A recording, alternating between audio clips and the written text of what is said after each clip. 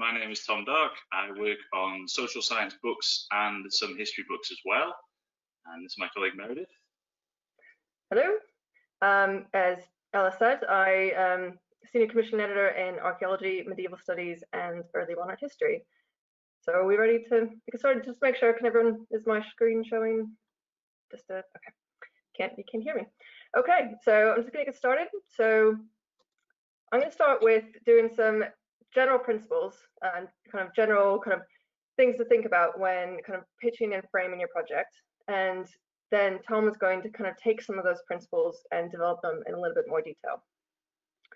So just to start, what does the book do? What do we as a publisher look for when a proposal hits our inbox? So we look for proposals that take a broad view and they contribute clearly to the discipline. And what I mean is by taking a broad view, they look beyond their specific area of study. So to take an example, your case study might be medieval Wales, but we want books that might take their case study but look beyond that and is of relevance to a broader audience within their discipline. So really, we want books that answer that "so what" question. And what I mean, it's rare that it's enough that a book just fills an empirical gap. A publisher will say, "So what? You've looked at an archive that no one's looked at before. What more do you do?" We want books that really do move the discipline on. So that's "so what" question. We also look for books that take, they provide additional context for the non-specialist reader. And what I mean by that is not necessarily the general public, although it's great when books are written accessibly, and that could be of interest to that wider audience. But it's going back to that, providing relevance and context, beyond your specific subdiscipline. So we want books that will speak to a broad audience. And they generally do that in the introduction, but really they should signpost and speak to that audience throughout the book as well. And finally, another bit that we look for, does the book have a nice smooth structure? So do all the chapters lead on from each other? Do they have a nice narrative arc in the argument? And does it do all of that confidently? So with that checklist in mind, these are some things that you should think about when framing your project, when you're thinking about how to pitch your project to a publisher. You should be able to articulate what larger debates and narratives that you're shedding light on. Why is all this important? Why is your new perspective unique and important? That's "so what" question. You need to be able to talk about the earlier research that it builds upon, because no work exists in a vacuum. So what's come before, and what are you building upon? What are you challenging? How are you moving everything forward? And finally, you need to be able to talk about, and your project should really articulate, how it's contributing to an exciting area. Really get the publisher excited about why your project should be published. So once you've done all that, you've got all that clear in your mind, you're confident about the wider relevance of your book. You should think about which publishers you should talk to. So here's some questions you should go through in your mind to help you, create a short list of publishers. There are commercial and nonprofit publishers. They work in different ways that may or may not be important to you. The cover price. I should say that most books, most academic monographs are highly priced for a library market, but a lot of publishers, they do have a good track record of bringing out lower priced paperbacks. So that might be something to look for. What's their timeline to publication? Do you need your book to come out, quickly for a job, for example? So, ask your colleagues, ask other people that have published with that press, and ask the editor at the press themselves. They'll tell you. You might want to think about the production quality, particularly if you have lots of images. So, are you concerned about those images, displaying well on the page? Think about the market, the distribution. So if your book will be of relevance to a particular geographic area, for example. Is your book on Australia? So does that publisher have a good distribution network in Australia or the US? You should think about, how does your book fit within the rest of the books that that publisher, publishes? What else is in their catalog? Because no press can publish everything. So, does it fit along other things? So will the publisher be confident and kind of that they can sell your book successfully? And kind of leading on from that, who else is published with them? Do you want your book to sit next to theirs on a conference stand, for example? And if you are submitting to a particular series, do you respect the series editor? Do they have a good reputation? Does the press have a good reputation? Because the reputation of the publisher and the series, that will reflect on your book. And finally, you as an editor, what kind of expectations are there on you? So will the publisher expect you to kind of provide a contribution towards publication, or will you get royalties? Do you get free copies, discounts? So all of these things are just useful to help you think about which publisher to pitch to. Okay, and what goes into a good book proposal?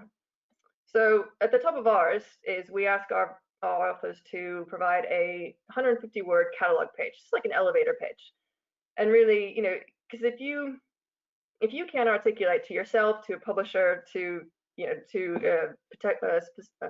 potential reader why your book is exciting, what contribution it makes, if you can't do that in 150 words, then you might need to go back and rethink the framing of your project. If it takes you several pages to get to why it's exciting, then you need to maybe rethink that. So going back to some of those points that I made before, in the proposal, you should be talking about the contribution you're making, talking about how it fits within within the kind of wider literature and what it's building upon. Get the publisher excited, talk about how this is an exciting area. Are there lots of conferences going on? Are there kind of new degree programs opening up in this? So is this kind of a growing area? Is this something that is it going to be the first book of its kind? So also, if you can talk about how it fits alongside what else is in their catalog, that'll make the publisher confident that you know them, that you know their list. And also in your proposal, if you need to go through and really kind of give a sense of your methodology, your sources, your theoretical approach. And if you can do this clearly and in a structured way with headings, we will thank you a lot. Don't make a publisher go search for this information, because the harder you make it for them and the readers, then the less inclined they're going to be towards your project. Okay, so that was just a really quick run through. And so now I'm going to hand over to Tom, and he's going to go through some of these points in a little bit more detail. Thanks, Meredith. Okay, so yeah, I'm firstly going to deal with the specific process of taking a thesis and turning that into a monograph. That's something we get asked about an awful lot, and we publish quite a lot of books that started their life as a PhD thesis. So we think we're fairly well placed to give good advice on this. So the first thing to note is that we see a thesis and a monograph as two very separate things. They're two separate things that do two very different jobs as well, and for different audiences too. We think the thesis is there to prove that you as a scholar know your stuff, you're an expert, and ultimately it gets you your doctorate, but it's to please the people in a room, your examiners, and it doesn't need to go beyond that room necessarily. Whereas a book, obviously, is supposed to be read by a lot more people. So we see these differences structurally and how a piece of writing looks. We use the analogy of a broth, a soup with lots of lumps in it, is the thesis, and a book is a smooth puree where it may have some of the same ingredients in there, but they have been blended together, and you don't notice all of the lumps and chunks. but they're still in there doing various important jobs. So a thesis is there to prove that you know your stuff. So one of the things that marks a thesis out is a large literature review and a lot of references. In a book, that literature review may not be there as a section in its own right. So those carrots, for example, might not be visible, but they certainly do need to be there in the references. But those references may be slimmed down, because in a thesis where you're trying to prove that you've read literally everything in that field, the book, obviously you need to make sure you don't plagiarize, but you need to reference the things that you're actually using rather than everything that was ever written in that little area. So that's an example of one part of the thesis that isn't necessarily as visible in a book. And the same is also true for other kind of big chunky elements that you find in your thesis. So, you may have just a big chunky methodology chapter, big chunky theory chapter. Those things don't necessarily need to all be kept in one place in a book. That we find it often works better to blend them through a few different chapters. From your introduction to your first few chapters, you may discuss theory and methodology, and bring them into dialogue with your empirical work as well, rather than just having them as isolated chunks that do a job. And as Meredith was saying, this is all ultimately with the aim of broadening things out and appealing to a broader audience. You can see that in the way that the chapters ideally form kind of a narrative arc. Each chapter in a book builds on the previous chapter and builds together as a whole, culminating in the end of the book, rather than a thesis where your separate chapters do very separate things and kind of stand alone in a way. We also find that the thesis is often written in a slightly tentative style, a slightly passive style, where you're positioning your work against the existing literature and you're making small tentative incremental claims. In a book, we don't necessarily want to see outlandish claims, but we do want to see more confidence in the writing, more active writing style. And you already have your doctorate now. You can be more confident in the contribution that you're making to this field. It's also very important to say that the thesis may assume a lot of prior knowledge to the specific subfield that you're writing about, the focus that you're writing about. The book, again, as Meredith was saying, wants to appeal, yes, to readers in your subfield, but also to more readers in your discipline outside of that subfield, and possibly even across other disciplines as well. And so to do that, it needs to be framed as not assuming absolute expert knowledge in that subfield. So a lot of that work can be done in your introduction too. And I won't go through all of the points on the slide there, but you can tell that these are really about the structural differences between a thesis and a book and the job that it needs to do. But I'll move on and talk a little bit about differentiation, and that's really one of the main words that we use when we think about the process. And I'll start by talking about why differentiate between a thesis and a book. Why not just publish the thesis? If it was a good thesis, why not just publish it as a book? And there are various reasons that we have not to do that. As a publisher, the first and most obvious reason is that as a publisher, we need to sell books as well as just produce good books. And if a thesis, particularly if a thesis is available online as a PDF and can be downloaded, we have to answer the question: why would somebody, normally a university library, but why would somebody buy the book when they can already find the thesis? So we really want to produce something that is as different as possible from the thesis, and there is a commercial reason behind that, but we think there is a lot more behind that as well. So if you've got your thesis, you've got your doctorate, and you can hold that up with pride and say, this got me that. To go beyond that and then write that into a book is a lot of effort. We won't lie about that. There's a lot of effort involved. So we want you to be, satisfied and proud of the two things, to be able to hold them up separately and say, I did that, it did that job for that audience, and I also did that, which may be based on a lot of the same empirical research base, it may be based on a lot of the same work, but it does something different ultimately. And in order to be, to be properly proud and satisfied of that work, it does need to differentiate. So yeah, I've talked a little bit about the commercial reasons for that. We need to sell those books, but I think there's also a lot in the motivation behind it. So to go beyond the thesis and to do something different that changes that into a book is really important, because as we go through this details of the process today, you see, and speak to colleagues who've done this, it's not an easy task.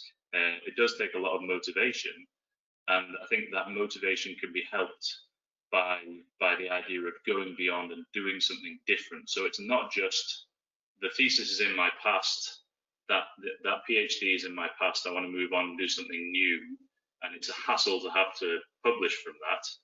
We want it to be, a satisfying process, a motivating process, where publishing from that is actually going beyond that, developing that into something new. So that's a big part of the message that we want to push across, and in order to do that, we need to differentiate as much as possible.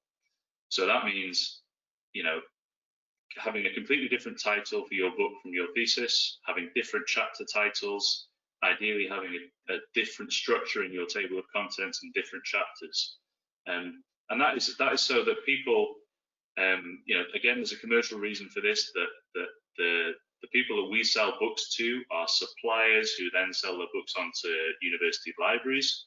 Often the university libraries and the suppliers won't even buy the book if they can find a thesis that is clearly the piece of work that the book is based on. So that, again, there's a very clear commercial reason for differentiating that, not kind of disguising it, but giving it a new, a new identity by giving it a new title, so people won't be able to find it. So one of the key points about that is, if you're at a stage now where you are writing up your PhD and you can still have the chance, save the really cool, sexy title for the book, and give the thesis a boring title if you can, because so often we see a book proposal where the thesis had a really cool title, and we thought that would have been a really good book title, but we can't use it because we want to differentiate from the thesis. So that's something worth bearing in mind. On this differentiation, again, we've got a point there about avoiding verbatim sections of thesis text in the book. I mean, that's definitely a good advice. Over the years, I've seen lots of good bits and pieces of advice about this process. A couple of years ago, there was a really good Twitter thread where over and over again, I saw the advice and people liking it, people loving it, and I've heard a lot of respect for this approach, that rather than taking your thesis and staring at it and editing bits of it and smoothing it out and doing all the things that we're talking about, have the thesis printed out or in front of you, but start a completely fresh document, so that you don't get tempted just to edit bits of the thesis, but you start something completely new. You start a blank slate, and when you need to, you can refer back to the thesis to take that material that you want to use. The next point on that slide is to consider publishing some material elsewhere. So with the aim of differentiating from the thesis in the book, but also with the aim of publishing other things. You may have a chapter that would make a really good journal article, but wouldn't necessarily add to the kind of core argument of a book. So you could take that and publish that separately, and you tick two boxes by having a good publication on your CV, but also differentiating the book from the thesis. And so if you do that, you can look at what's left and develop it in new ways, or you can think back to those 3 years or more of the PhD and think, actually, there was a really interesting tangent that I went on for 2 months, and then realized that I couldn't include that in the thesis, but I want to go back and explore that, because it turns out that's where I want to take my research thinking. So you could go back and explore those dead ends that you maybe went up, and see if that can put a new angle on your thesis to make the book something different. Some other things we want to do are broadening out the focus. So again, with the main aim of trying to appeal beyond the sub-field where the research was undertaken, how can you broaden that out into being a more interesting book? Well, if you're a historian, that might be some chronology that you might go back. Again, if you were looking at, to take Meredith's case as example, if you're looking at medieval Wales, you might go back a few decades and add some more research, or go forward a few decades and add some more research. So broadening out your timeline a little bit. You may either introduce new themes or change the focus of the themes a little bit. So if you engaged with gender, race, migration in the thesis, you might want to refocus the book so it's about one of those or about a different combination of those themes. And also, something that publishers really like is to broaden things out geographically. So one of the questions we often ask ourselves is, okay, this is a great project, but why would somebody in Newcastle, England, be as interested in this as somebody in Newcastle, Australia, and Brazil? Why would universities in those areas want to buy a copy of this book? Why would people in those locations want to read this? So geographical broadening can help with that, but also broadening out the focus in other ways. So if you've got a really interesting methodology or a really interesting theoretical framework, can you make that more of the focus of the book rather than some of those other themes or the geography or the timeline? Can you make it more focused around this really interesting combination of theorists that you're using, for example? So there are various ways that you can take what essentially you've already got, and you can twist it around and change your angle of approach to give the book a different flavor to the thesis, and go beyond it and develop it. One of the things that I think is hardest to do, particularly if you don't have that much time to devote to this process, but is one of the best things you can do is to add more data, to go back, to do more empirical work, to add more case studies, more comparisons, another artist, another example, another thinker, to broaden things out. But that's not always possible. But I think we've shown here that there are a lot of different ways that you can change around what you've got already.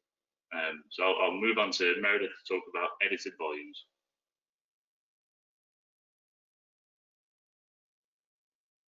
I just unmute myself. Okay, so edited volumes. Some of the questions that we think about and we look for in monographs are the same for edited volumes. Some are different. We look at kind of like the 4 C's. We look at coherence, contribution, coverage, and contributors. So I'll just go through those. So coherence. Let's face it, most edited volumes start their lives in a conference. Not all, but quite often they do. If you think that you want to do an edited volume out of a conference, it's best to really start that process as soon as possible. So tell the speakers that you are thinking about doing an edited volume, and then kind of give them a set of questions to think about as they put their papers together. It's not impossible to do all these things later, but the earlier the groundwork, you set the groundwork, the easier it will be for you. So by coherence, it's really best, so what we mean by that is that, there should be kind of a coherent question that the edited volume is answering, and then every single chapter really fits into that. So, there's a phrase we use quite often as editors, the book should be more than a sum of its parts. So, all the chapters should come together in a coherent whole.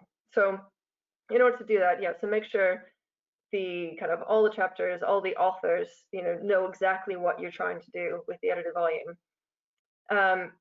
When you are kind of preparing the conference and telling people that you might be doing an edited volume, prepare them that maybe not all chapters, not all papers will be accepted for the book, and that you'll be deciding later on based on kind of how it all comes together. because, you know, quite often, you know, you can put out a call for papers. You can hope that you will get papers that cover all of these different gaps that basically answer the question, you know, in a coherent way. But sometimes a paper may not quite do what you thought it would do, or you didn't get, you know, some papers that covered all the different angles. So you are probably going to have to do some development work after the conference to basically commission some more chapters to create that coherent whole. Contribution. But again, going back to that so what question, you're going to have to make sure that, you know, that your edited volume is answering that so what question, that is really contributing to the discipline. And these are some of the ways that, you know, we look for, and that we think that, you know, edited volumes can work really well. You know, so they should definitely be kind of challenging existing thoughts and the existing literature. But, you know, they can also, you know, be advancing an underexplored area. And, you know, edited volumes are really good in that sense because there's so many different chapters, they can look at all the different angles. And so, you know, so they can open it up, open scholarship up. Also very good for comparative studies, because, you know, if you've got lots of different studies, you can kind of compare geographically, you can compare chronologically, look at changes over time, and, you know, also compare methodologically or theoretically. So, you know, edited volumes can do this really, really well. And so these, you know, you should be able to kind of think about the contribution that it's going to be making when you put together, you know, your proposal and your edited volume. So the other, you know, third C is coverage. So you should think about, you know, coverage in terms of covering all those angles, covering the kind of topic and the question from all different sides. You want to make sure it's balanced. So, you know, you've got all the chapters are about the same size. It can look really odd if you've got a few chapters that are, you know, 10,000 words, and then the rest of the chapters are 5,000 words. It makes you wonder, should those 10,000 word chapters be split into separate chapters? You know, if they are so important, then cover it in more depth. You know, if it's unbalanced in that sense, it also can reflect on, you know, on kind of like how well the volume has been put together. You know, you want to make sure everything kind of presentation-wise looks the same, and, you know, it looks kind of very tight and focused. So yes, you want to make sure you're covering all the different angles in sufficient depth. But, you know, we also recognize that not every book can do everything. You can't cover every single angle, especially if it's a really if it's a big topic. So, you know, accept your limits and be clear about those limits, and kind of justify them in your introduction. And kind of, you know, you can always talk about, you know, like you're using this edited volume as a springboard to start new conversations. So, you know, talk about in introduction what you know, what other volumes can come next, and, you know, how are you opening up the field with this edited volume with these studies. And the fourth C that we would look for, and that you should think about when putting together a edited volume, is your contributors. Who are your chapter authors? It's always nice to have a mix, early and mid-career, but also some kind of big names. That's useful for a publisher. It kind of can help to sell the book, to be honest. But, you know, really more importantly, it's really good to get a good broad, you know, spectrum, a broad range of perspectives in your edited volume. It makes sure it's kind of make sure that it kind of covers all those angles really well. If all your authors are from the same institution, same country, you know, they all look at everything in the same way, it doesn't make the book particularly exciting and new, and it doesn't kind of it's not contributing to scholarship. So, you know, you want to have that diversity. So look for diversity, you know, in terms of, you know, gender and race and institutional and theoretical approaches, and so all of those are really important to make sure that, you know, to add to the kind of coherence of your volume. It's also useful geographically to think about where your book is going to sell.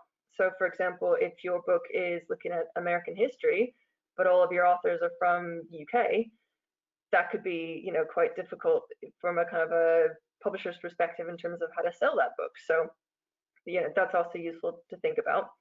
It's useful to think about, what is being studied. So make sure that, your book will be kind of attractive in terms of, maybe getting it onto kind of course lists. And so think about all those different angles when kind of inviting your contributors and, bringing that book together. And the last thing that is really important to think about for an edited volume is the introduction. And it's something that we quite like to see with a proposal, if possible. If we can't see the introduction, you just try to write a really good summary, like an extensive summary of the introduction, because it'll demonstrate to us that that you know the contributions making, and that you all those 4 C's. It can really kind of help to demonstrate that. So explain how the introduction should also be more than just a summary of the chapters to follow. It really should set your book up and kind of explain that contribution. So you should start by what's the current state of the field, so where are we at now, and what's the current the literature that's already out there, and then you can then go on and talk about how this edited volume fits into that and builds upon it, and so that will basically set up the contribution that your book is making, that your volume is making. And then you can go into the contributions that each chapter is making towards that broader contribution. And as I said, you should also kind of be completely upfront about the gaps that that you weren't able to fill, either because you couldn't get the contributions, maybe no one's studying at this point, and so that sets it up for future scholarship. This is where future volumes can take these studies. So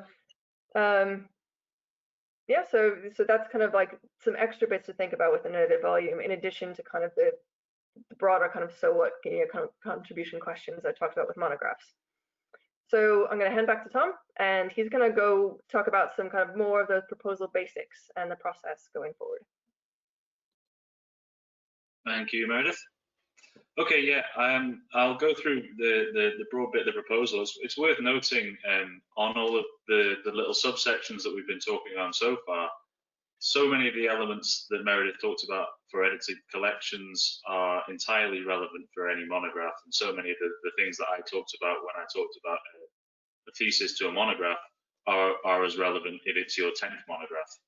So it's important to note it kind of all fits together in what we're looking for. So I'll start off talking about what you provide to a publisher. And again, all of this is informed by our processes at Manchester University Press, but generally it's pretty applicable across the academic publishing industry. So what do we expect? We want a proposal document, the document that outlines what the project is. And that's universal across all publishers, and we pretty much all have a template available on our website. And we all ask very similar questions. We ask what your title is, what the project's about, what the table of contents looks like, why it's different from what's come before, how you're a good person to be writing it, how we're going to be able to sell it, and then more details about what it actually includes.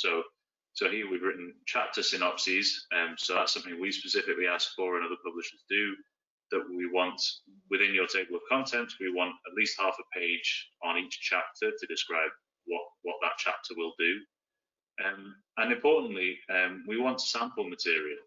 So we want the proposal to summarize what the project's about, but we want something that also proves that it's going to be well written, and that both we as publishers and peer reviewers can kind of get their teeth into a bit more. And I think it's important just to dwell on that for a second, that the proposal document is a really fine balancing act, that the first people who read a proposal when you submit it are people like me and Meredith, the editors. And we're experts in publishing, and we tend to know quite a bit about the field that we publish in, but we're not academic experts necessarily. Meredith is more than I am, but we're not necessarily academic experts who will know everything about what we should be looking for, but we know what makes a good book. So the proposal has to impress us first, but it also will then be sent to academic peer reviewers, and it has to impress them in a slightly different way. The sample material, likewise, it has to be accessible to us as non-experts in that subfield. You know, it has to be intelligible and readable to us, but it also has to be intellectually sophisticated enough to demonstrate to academic peer reviewers that it's good quality research. With a book proposal, we want normally 2 sample chapters.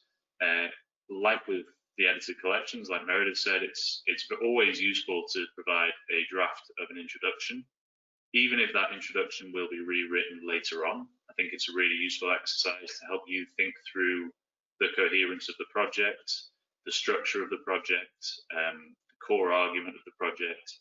So it's useful for you as an author to think through all of those things, and it's really useful for us, the publisher, to see how it will kind of all fit together.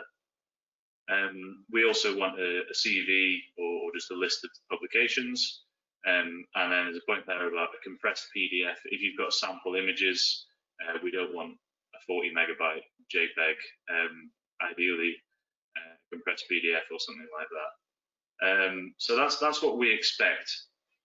It's also important to note that before that process, people like me and Meredith tend to be friendly, approachable people. If in circumstances like the current situation, it's not easy to come and knock on our door or to see us at conferences like you normally could.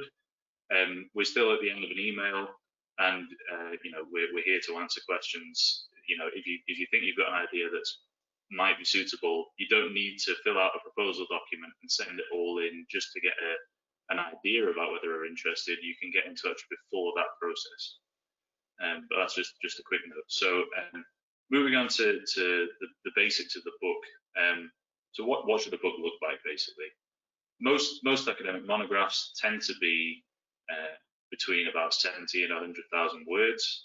I think it's probably fair to say that they're getting shorter, if anything, as books get harder and harder to sell for academic publishers. We sell fewer and fewer of each monograph every year across the industry. So the longer a book is, the more it has to justify that length, because the longer a book is, the more it costs to produce, basically. So books over 100,000 words normally ring little mini alarm bells in a publisher's head, because we think that's getting quite expensive to produce. It's not to say that a book can't be over 100,000 words, but it really needs to justify that extra space. And then obviously there are plenty of books being published these days that are much shorter than 75,000 words. Short form monographs like the Palgrave Pivot. There are always options for those. There is always flexibility beyond this range, but the most monographs we deal with are kind of in that ballpark. Chapters should be balanced in length, like Meredith was saying with edited collections. That's true of all books, we think. We're not averse to publishing fairly visual books, particularly if the images can be in black and white. We're generally open to publishing up to about 20 images for a normal size monograph. And obviously it depends on your field. You know, if you're an art historian, you will probably need more than that, and different quality of images to some other areas. So for example, if you need to publish color images, we will generally need a subvention, financial contribution to even out our production costs. And we expect you as the author to clear all copyright permissions before you submit a manuscript. So anything that needs permission, any figure or table or poetry quotation, for example, that you're including in your book, if it is copyright somebody else, you need to clear the permission to republish that before we receive it. The final point is really important on this, that you need to set a really realistic timeline to allow for life getting in the way, because life always gets in the way. And you know, if you've got a great plan for a book and you think you're going to write it in 6 months, tell the publisher you're going to write it in 9 months or 12 months. If you surprise us by submitting a manuscript early, we will be very happy. It happens very rarely, and it's just better to be realistic and add in a buffer rather than having to keep getting in touch with your publisher and saying, can I have an extension, which is more common. So in terms of the actual process, so once you have a proposal that you know a publisher wants, there'll be some correspondence with an editor like us. We will then send the proposal and the sample chapters for peer review. At MUP, we send them to a minimum of 2 external peer reviewers. If the book is in a series, the series editors will look at that too. We will always read the material as well, and we will kind of let you know what we think of it before we send things to peer review. If we get 2 positive peer reviews back, the next stage is we will ask for your responses to those peer reviews. If that is all positive, we will then take the project to a commissioning meeting. Other presses have a similar stage where we basically ask the press for a contract for the book, and our committee might have other questions about the project, but hopefully we get you a contract. We then talk to you about how long it will take to write, how long the book needs to be. These are the kind of details that go into the contract. When then you go away and write your book. When you submit that manuscript again, according to whatever timeline we've agreed, we will send it out for peer review again to get another report, to get more constructive comments on how we can improve the book. We'll talk to you about what final changes might be needed to the manuscript, and then you make those changes and resubmit the manuscript. And it's a case of writing the whole book, but it's also a case of filling in a few forms that the publisher requires. And then when you resubmit that, we then put the book into production. And as Meredith was saying at the start, different publishers have different kind of timelines for production, different production processes. So it's worth thinking about your choice of publisher, about how long that publisher takes, depending on that's important to you, but also what that publisher does with the book when it's in production, what design elements might come into it, etc. And in production, the book will be copy edited, the book will be typeset, an index will be produced, almost always by you, I'm afraid, and then eventually the book will be printed and published. For us, that takes about 9 months for the production process. And when the book's published, there is a lot of marketing activities that go alongside that. And again, that will vary according to publisher, and it will also vary according to whether we're in a global pandemic or not, in terms of what we can actually do. But yeah, when it publishes, that's not the end of the story. There is promotion to do, there are reviews to get, and then there is a paperback to come out further down the line, hopefully. Okay, well, I've kind of rushed through that basic process bit because I wanted to leave as long as possible for questions. I think we've got about 10 or 15 minutes. That last slide there has our email addresses, where you can get in touch with us for the bits that we've rushed through or the bits that we haven't covered or any specific queries. But I will pass back to Alice for the Q&A session. Thank you very much, Tom and Meredith, for that excellent talk. So this is a great time to open up the event to questions from the audience. So if you haven't done so already, do type your questions into the questions option of the dashboard panel on the right-hand side of your screen. Okay, so the first question is, should we have a completed manuscript ready before submitting the book proposal, or are 1 or 2 sample chapters alongside the proposal enough? So different presses do different things. So at MUP, we are happy to review a proposal based on 2 sample chapters. If your project is based on a thesis, one of those sample chapters should be your introduction. That's really important because your introduction is one of the bits it's going to need kind of the most reworking, and also it really kind of demonstrates that you are kind of positioning your work, within that field, beyond your thesis. So yes, yeah, so 2 sample chapters is what we need. If you happen to have the full manuscript ready, that's also fine. We can send that out for review kind of as part of the proposal. but 2 sample chapters is the minimum that we need. I'll just jump in with a quick comment on that as well. That the reason we have the process that we do is that it allows the input of the publisher and the peer reviewers to help shape the project from the earliest possible stage. Yeah.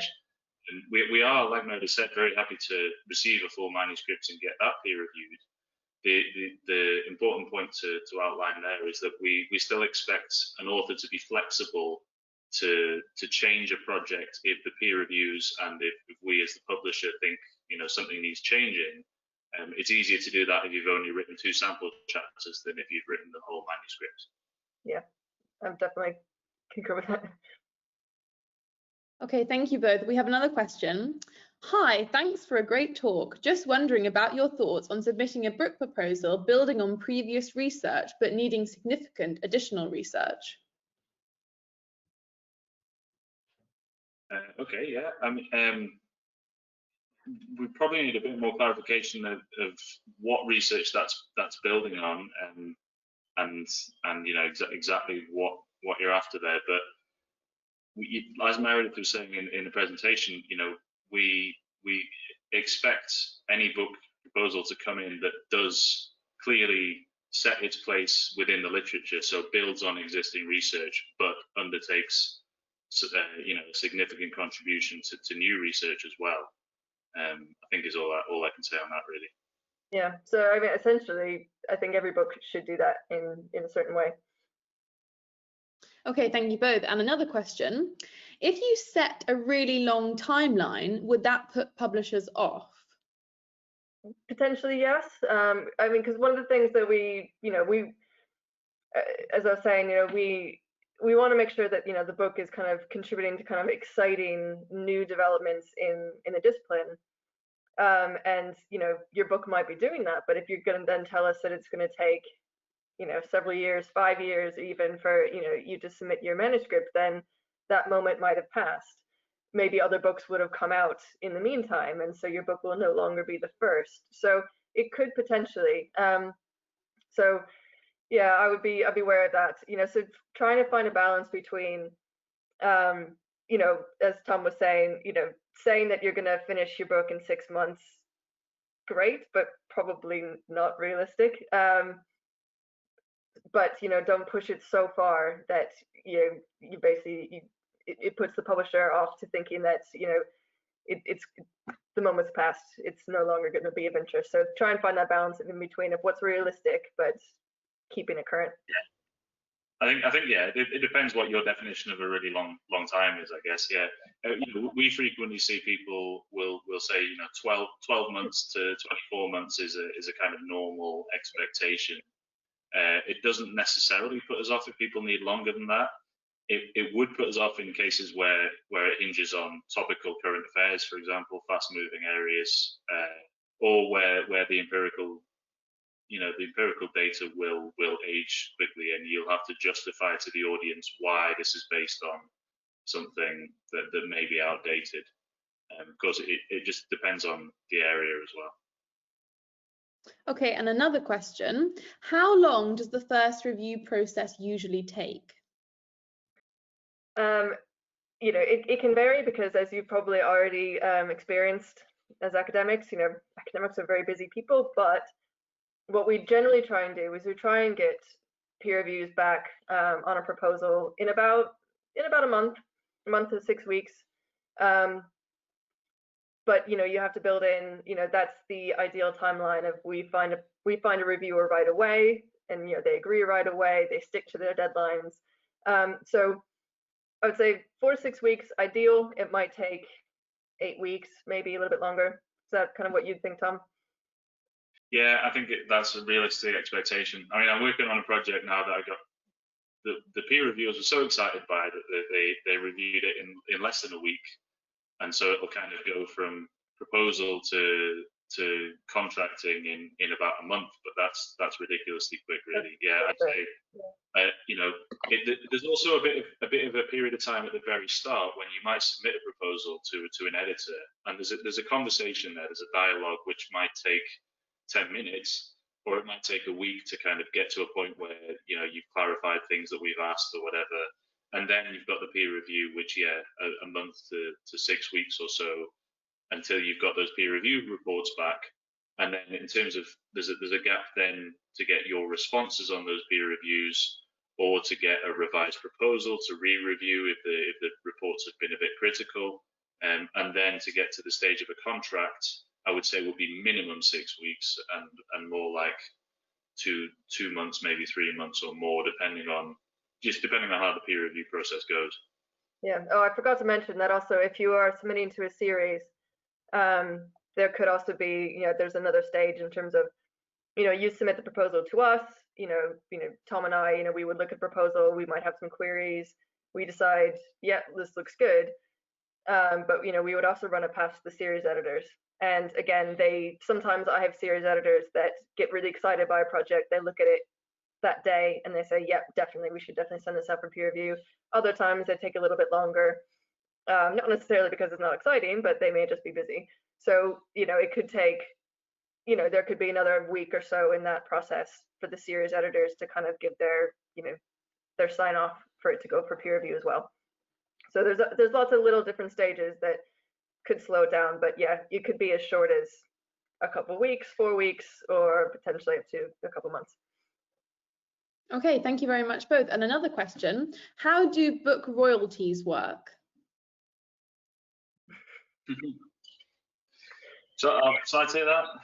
Sure, go for it.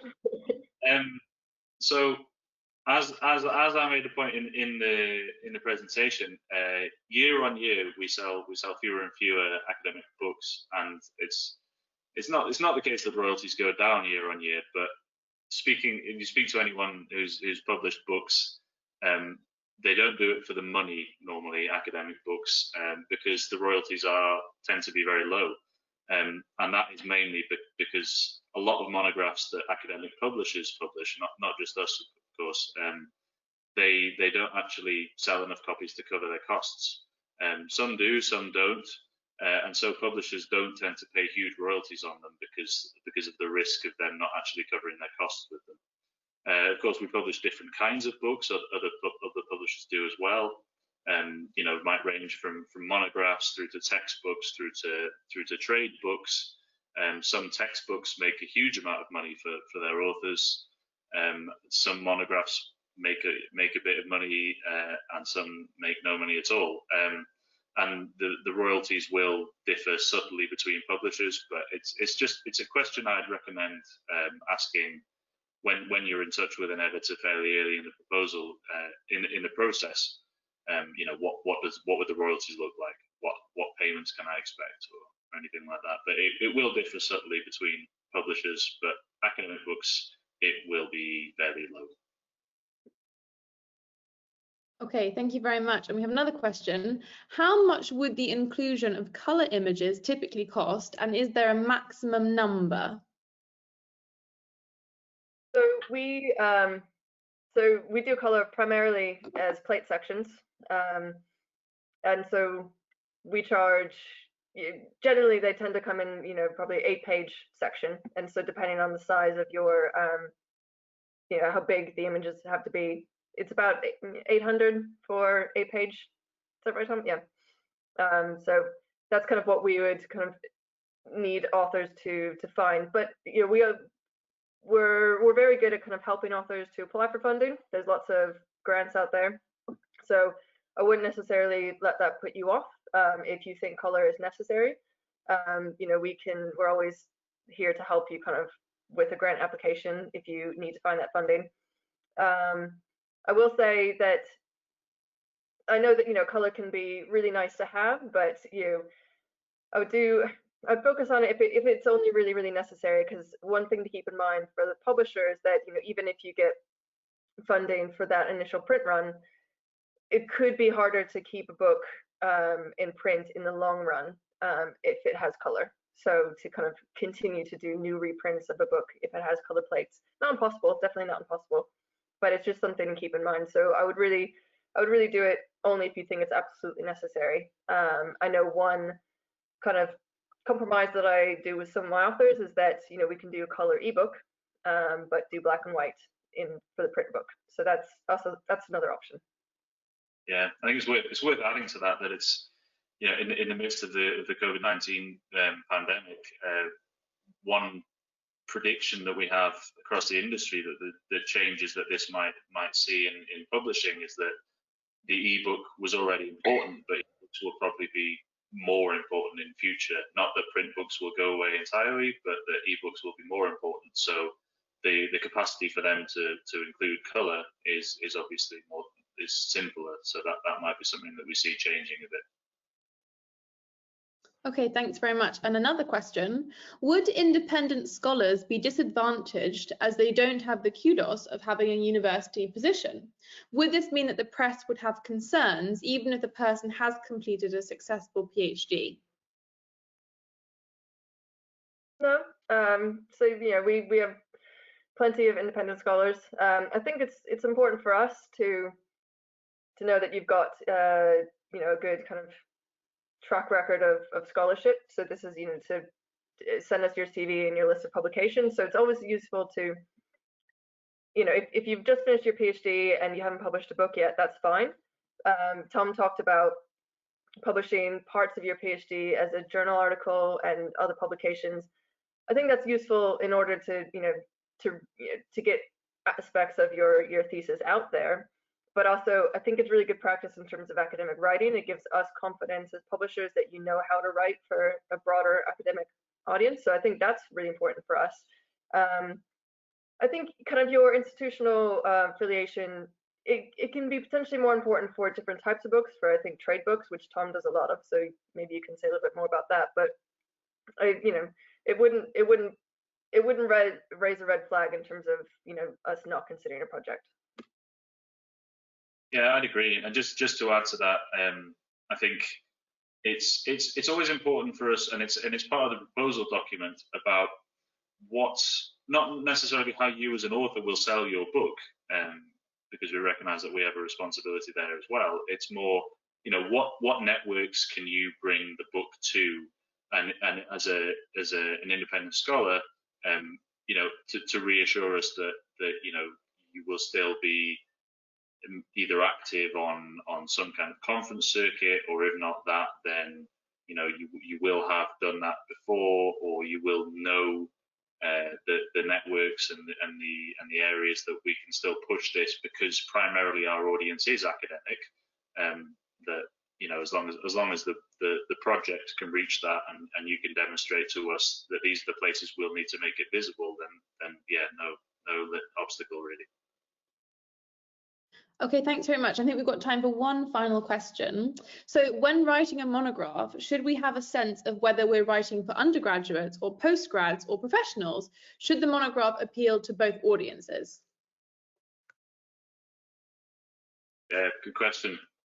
Sure, don't worry, Meredith, I'll let you come in on this as well. But I think it's that so much of this process I always describe as a really difficult balancing act. The same with the proposal and different audiences that's for. When you're writing the book, we really value an intellectually robust and sophisticated book, but we equally value the accessibility of its writing.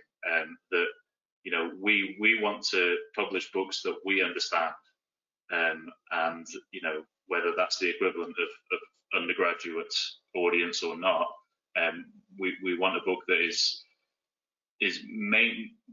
regardless of whether the primary audience is actually going to be a postgraduate, or you know, a postgraduate research audience or undergraduate teaching audience. We want the book that is intelligible to a wide variety of audiences.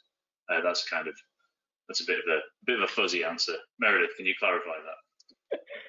Well, I was going to actually say something a little bit different, in the sense that I mean, we want books to be accessibly written, but at the same time, a book can't be everything.